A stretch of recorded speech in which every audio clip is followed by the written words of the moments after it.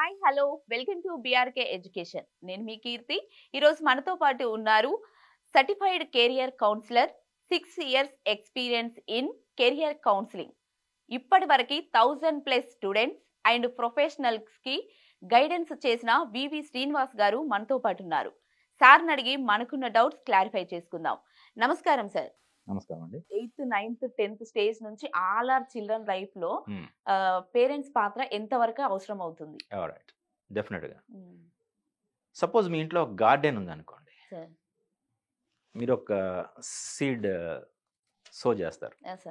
చేసి మీ ఉద్దేశం ఏంటి? అది గార్డెన్ అవ్వాలి, దానికి ఫ్లవర్స్ రావాలి. మీ అల్టిమేట్ గోల్ అది.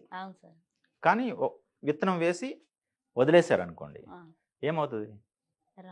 పిల్లల కెరియర్ జర్నీలో తల్లిదండ్రుల పాత్ర కూడా అదే. ఎందుకు నేను ఇది చెప్తున్నానంటే, ఆల్రెడీ నేను ఇదివరకు ఫస్ట్ ఎపిసోడ్లో చెప్పినట్టు లక్షలు ఖర్చు పెట్టి క్వాలిటీ ఆఫ్ ఎడ్యుకేషన్ ఇచ్చేయటంతో మన రెస్పాన్సిబిలిటీ అయిపోయింది. ఇంక అంత వాళ్ళదే అనుకుంటున్న తల్లిదండ్రులు మోర్ దెన్ 85% ఉన్నారు, ఎస్పెషల్లీ ఇండియాలో. ఇంకంతే, మొత్తం స్కూల్ చూసుకోవాలి, బాధ్యతగానే ఉంటున్నారు.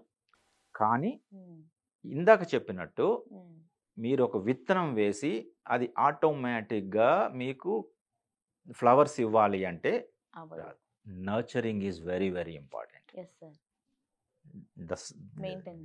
The seed needs your nurturing. And you have to treat your children as your seed. Nurturing చేయాలి మీరు. నర్చరింగ్ చేయడం అంటే ఏంటి?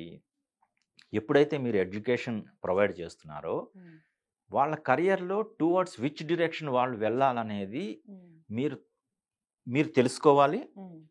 తెలుసుకునేటట్టు పిల్లలకి చేయాలి మీరు.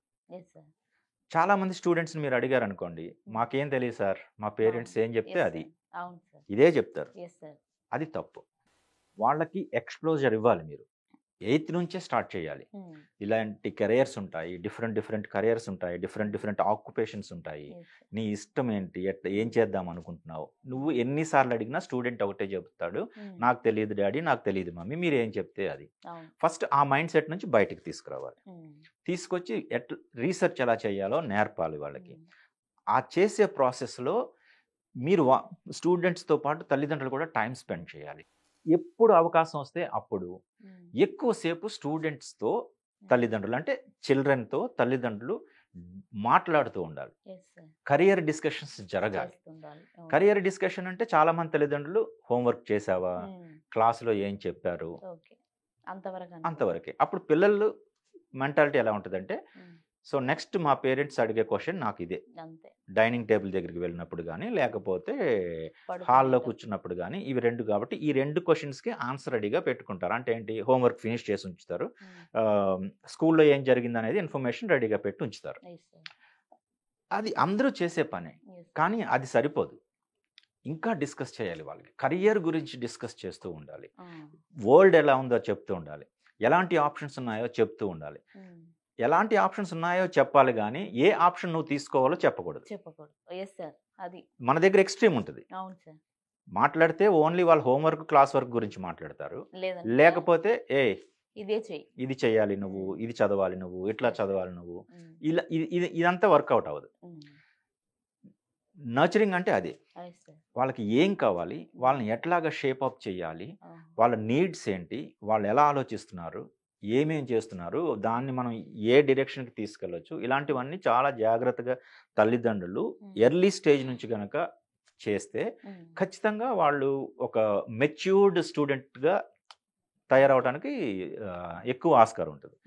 ఇది స్టూడెంట్స్ తప్పు కాదు, ఖచ్చితంగా తల్లిదండ్రుల రెస్పాన్సిబిలిటీ. అంటే తప్పనన్ను, రెస్పాన్సిబిలిటీలో వీళ్ళు దీన్ని ఎస్కేప్ అయిపోతున్నారు, లేదా ఇగ్నోర్ చేస్తున్నారు.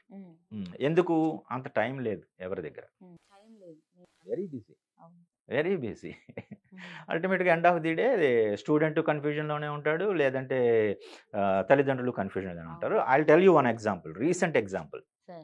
మా ఫ్రెండ్ వాళ్ళ డాటర్, తను ఇప్పుడు ఇంటర్ 2nd year.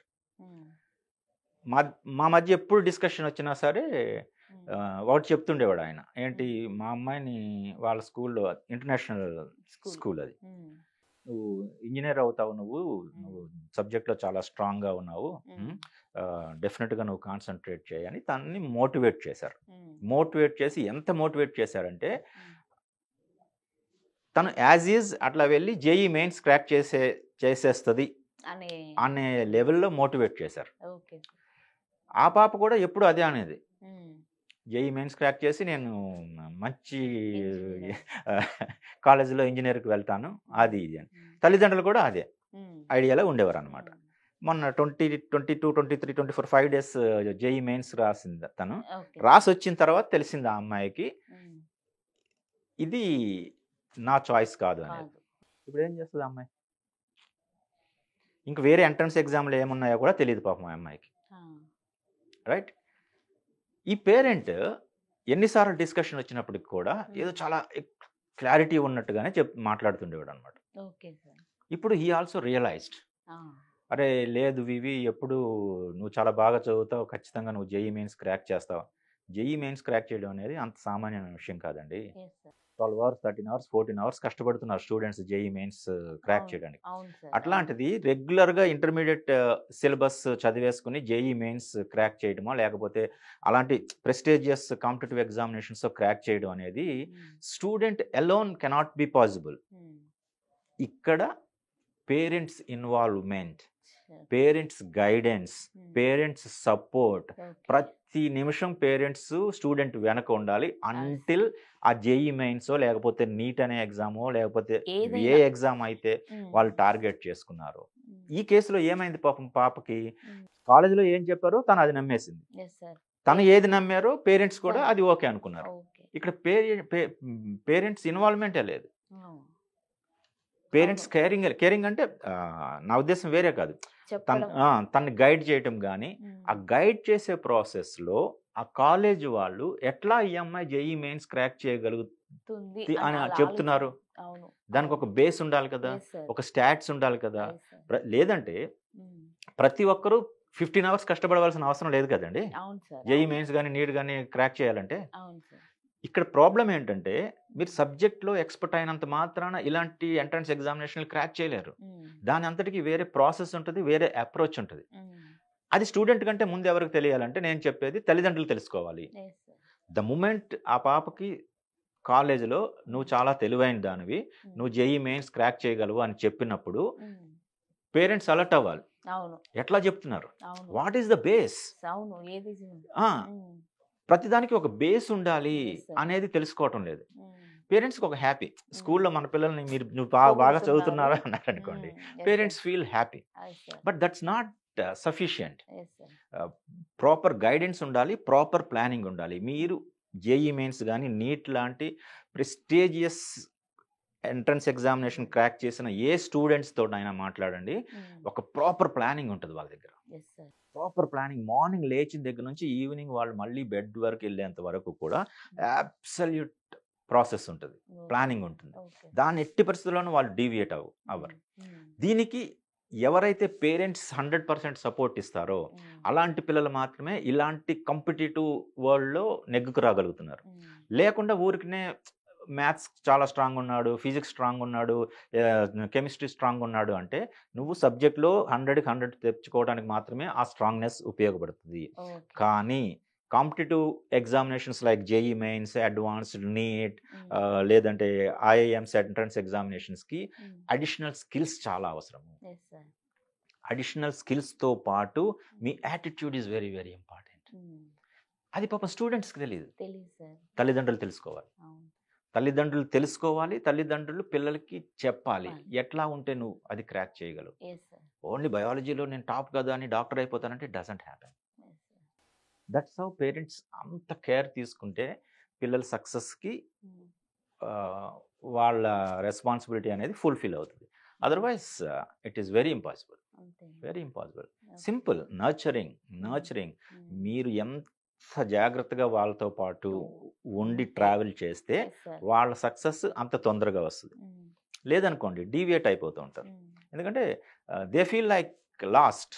ఓకే, నాకు ఏ అవసరం వచ్చినా ఏ సజెషన్స్ కావాలన్నా టీచర్స్నో లేకపోతే వేరే వాళ్ళ దగ్గర నాకు దొరుకుతుంది తప్ప నా తల్లిదండ్రుల దగ్గర నుంచి రాదు అనే ఒక కాన్సెప్ట్కి వాళ్ళు వచ్చారనుకోండి, they feel like completely last. So parents should make sure proper guidance is provided by them. That is very very important. Okay sir, చాలా నీట్గా క్లియర్గా అందరికీ ఉండే డౌట్స్ని చాలా నీట్గా ఎక్స్ప్లెయిన్ చేసి చెప్పారు sir. Thank you so much. నమస్కారం.